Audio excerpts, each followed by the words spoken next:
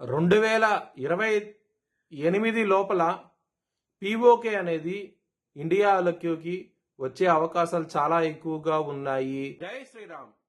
2022 నుంచి 2025 అక్టోబర్ వరకు మొత్తం 19 ప్రెడిక్షన్స్ అనేవి నేను చెప్పినట్టు జరిగినాయి.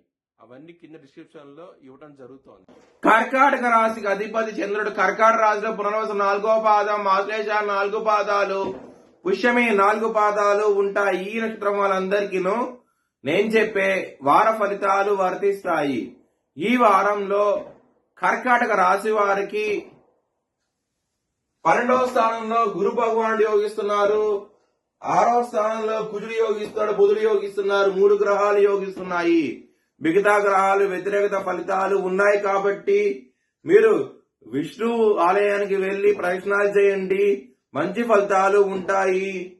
మినుములు దానం చేయండి, బ్రాహ్మణుడికి మంచి ఫలితాలు చూస్తారు. ఈ వారంలో సోమవారం రోజున, గురువారం రోజున ముఖ్యమైన పనులు స్టార్ట్ చేస్తే కనుక ఖచ్చితంగా విజయం సాధిస్తారు. అలాగే శనివారం రోజున మాత్రం ముఖ్యమైన పనులు స్టార్ట్ చేయకండి. స్టార్ట్ చేస్తే కనుక వ్యతిరేకత ఫలితాలు వస్తాయి, ధన నష్టం వచ్చే అవకాశం ఉంటది.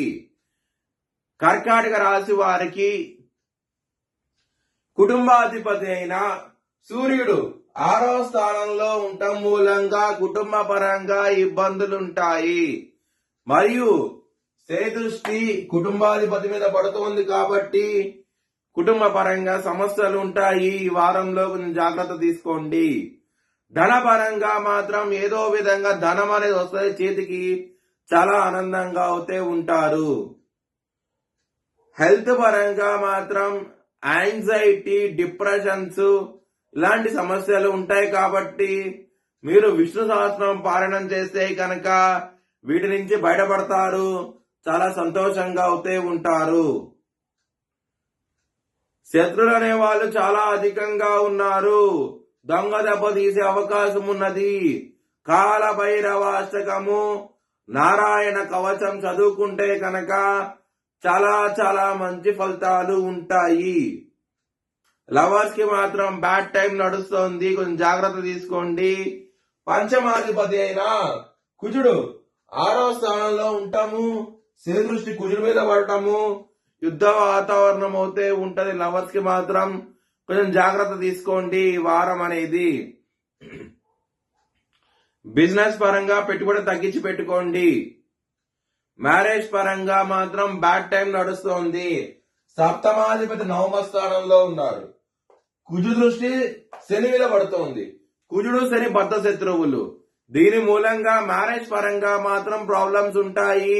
ఈ వారంలో కొంచెం జాగ్రత్త తీసుకోండి. వృత్తి పరంగా మాత్రం మీకు కొంచెం ఇబ్బందులు ఉంటాయి.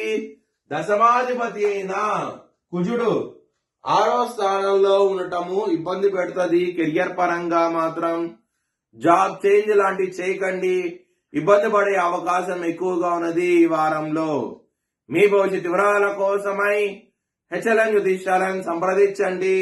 Please like, share and subscribe my channel.